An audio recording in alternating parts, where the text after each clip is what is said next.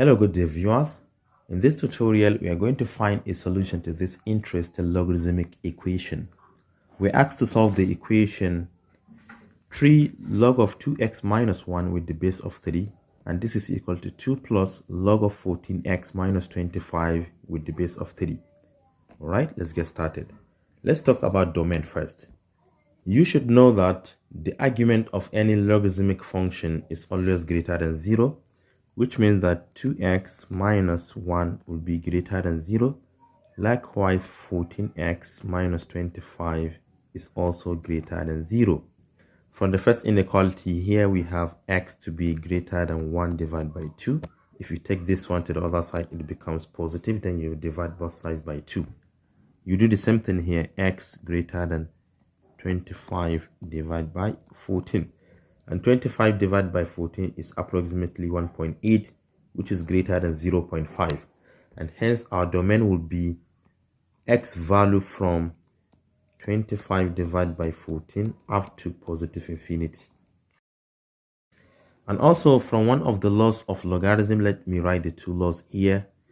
For example, if we have log of x and it happens we have a at the back, this is equal to log of x to the power of a, right?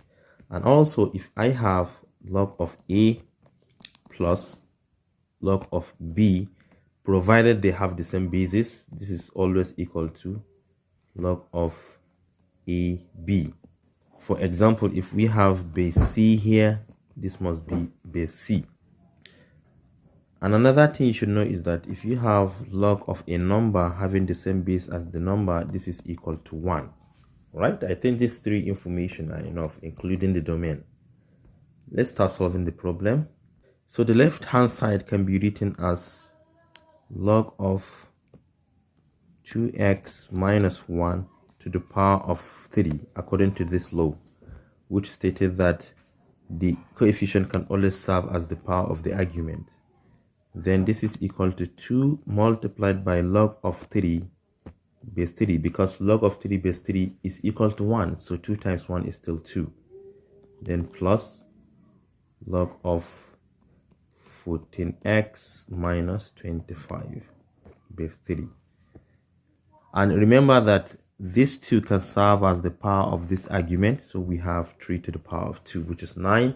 So the left hand side we still have log of 2x minus 1 to the power of 3. This is equal to log of 9 multiplied by 14x minus 25 base 3. And because from left to right we have common logs, we can cancel them. This will cancel this, meaning the arguments are exactly the same. Hence 2x minus 1 raised to the power of 3 must be equal to 9 multiplied by 14x minus 25. Let us expand the left and the right hand side. The left hand side is the same thing as, let me just use my calculator, you should know how to expand it. It is the same thing as 2x minus 1 multiplied by 2x minus 1 multiplied by 2x minus 1. This is what you need to expand, and this is equal to, if you multiply 9 by 14, you're going to have 126x minus 25 times 9, which is 225.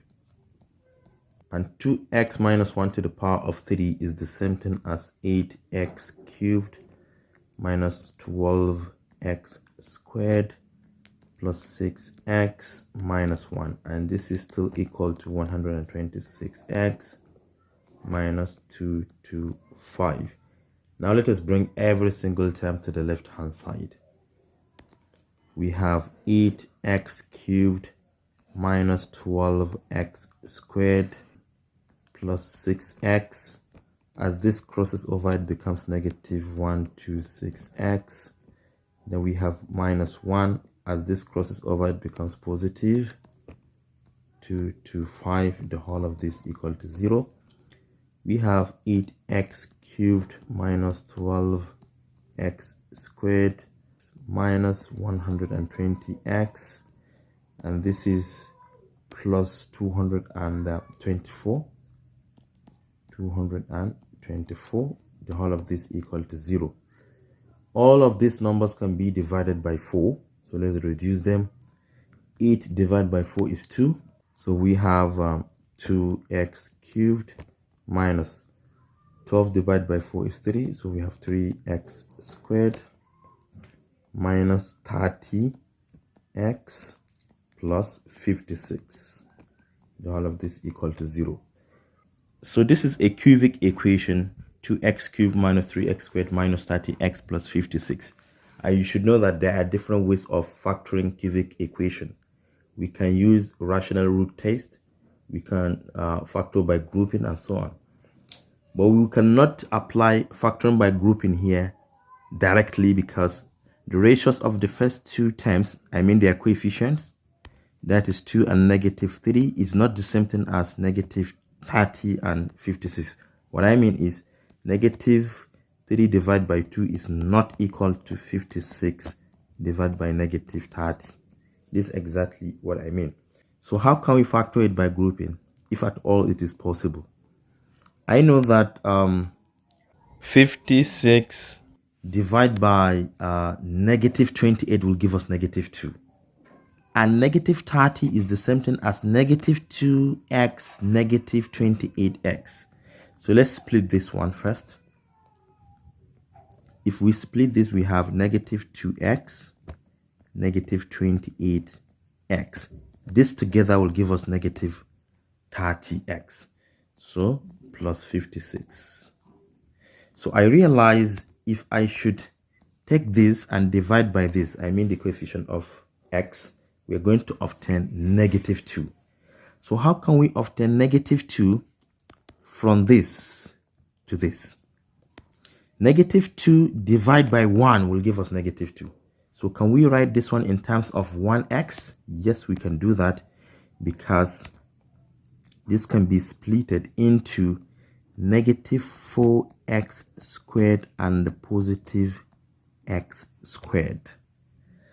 You know, positive x squared has coefficient of 1.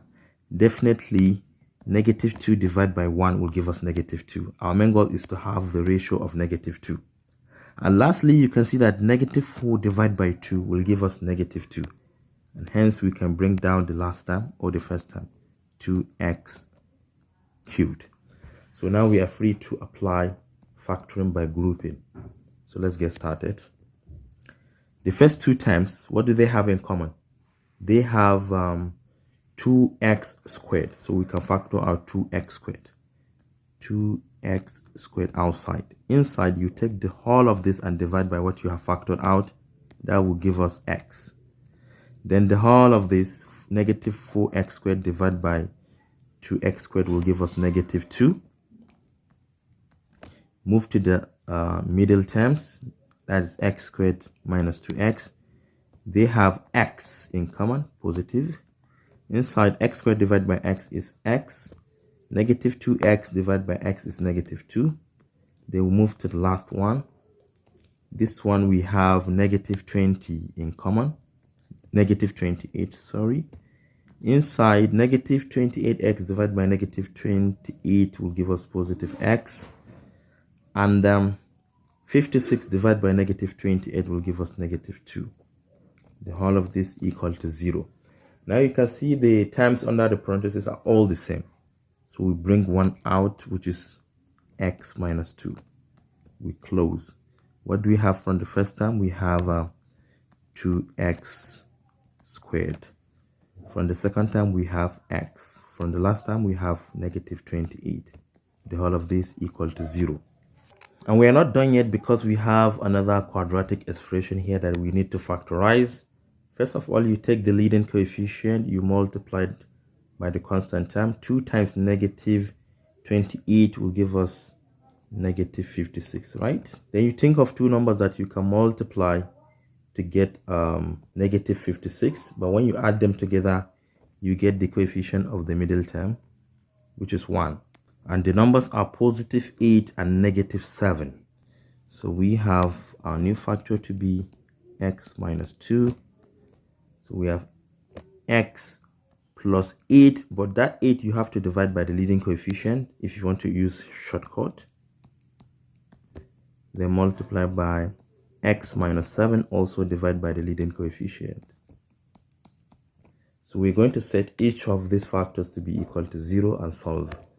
It means that x is either equal to positive 2 or x equal to, 8 divided by 2 is 4. So if you take it to the other side, it becomes negative 4.